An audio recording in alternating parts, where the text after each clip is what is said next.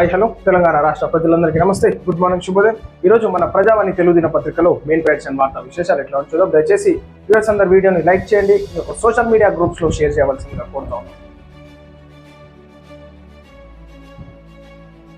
Justice PC Ghosh commission నివేదిక సమర్పణ. 15 నెలల పాటు విచారించిన కమిషన్. కేసీఆర్, ఈటెల, హరీష్ తదితరుల విచారణ. 115 మందిని విచారించి నివేదిక రూపొందించిన కమిషన్ అన్నమాట. కాళేశ్వరంపై విచారణ చేపట్టిన జస్టిస్ పిసి ఘోష్ కమిషన్ తన నివేదికను సమర్పించింది. నీటిపారుదల శాఖ ముఖ్య కార్యదర్శి రాహుల్ బొజ్జాకు నివేదిక అందజేసింది.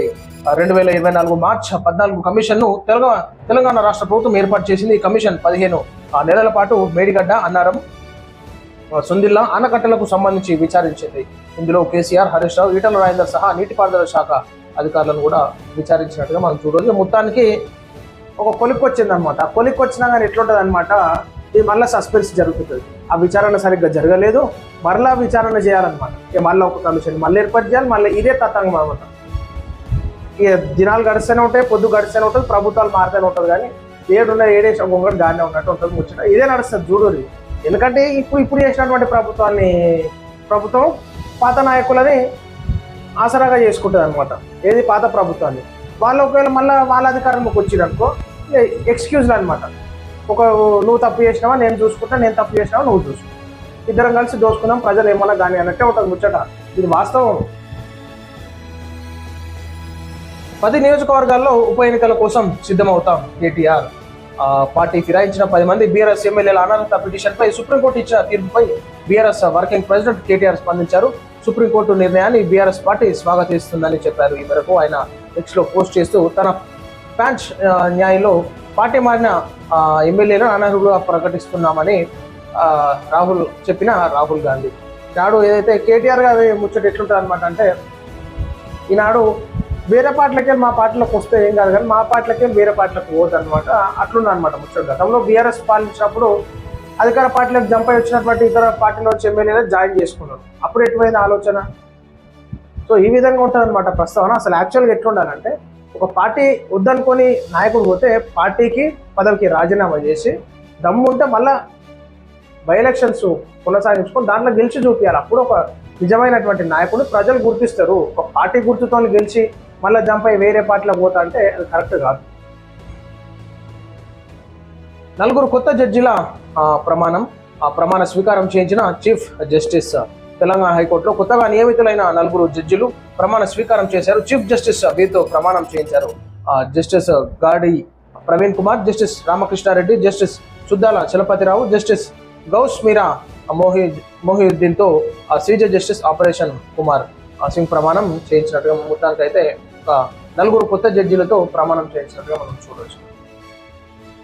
సిగాచి ప్రమాదంపై హైకోర్టులో పిల్, ప్రభుత్వానికి నోటీసులు జారీ. ఈ మొత్తం ఈడ ఎట్లుందంటే ఇక డబ్బులే రాలే వాళ్ళకి. ఏదో ఆడొచ్చి తూతు మాత్రంగా వేసేసి మొత్తం సీతారా వేసేసి దీని పేరు వాళ్ళేమో నొత్తినూరు కొండ్రు, కొంతమంది ఇచ్చేవాళ్ళు కూడా దొరకలేదు. ఏం చేసినా అంత టెక్నాలజీ ఉంది మన దగ్గర. ఈనాడు సంఘటనలు జరిగితే నష్టపరిహారం ఇస్తామని వచ్చుడు, ఫోటోలు దిగుడు, పోడు, హామీ ఇచ్చుడు తప్ప ఏం లేదు. ఈనాడు ముందస్తు జాగ్రత్తలుగా ఎక్కడన్నా సరే పరిశ్రమలు ఉంటే అక్కడ రెగ్యులర్గా పర్యవేక్షించేటటువంటి అధికారులు ఉండాలి.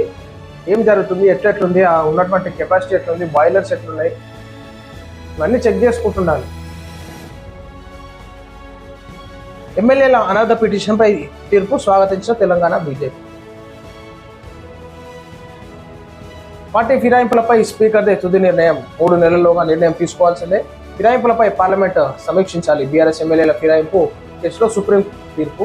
తెలంగాణలో 10 మంది బీఆర్ఎస్ ఎమ్మెల్యేల పార్టీ ఫిరాయింపులపై సుప్రీంకోర్టు కీలక తీర్పు వెల్లడించింది. మొత్తానికి అయితే ఒక మంచి ఎథిక్స్ కలిగేటటువంటి రాజకీయాలు చేసేటటువంటి రూల్స్ తీసుకొస్తే బాగుంటుంది. అప్పుడు ప్రజలకు ఒక నమ్మకం అనేది ఉంటుంది రాజకీయ నాయకుల మీద, రాజకీయ పార్టీల మీద.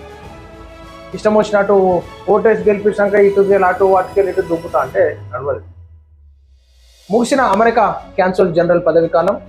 జెనిఫర్ లాన్సర్కు శ్రీధర్ బాబు ఆత్మీయ వీడుకోలు. భారత ఆర్థిక వ్యవస్థ నిర్వీర్యం, కేంద్రంపై రాహుల్ విమర్శలు.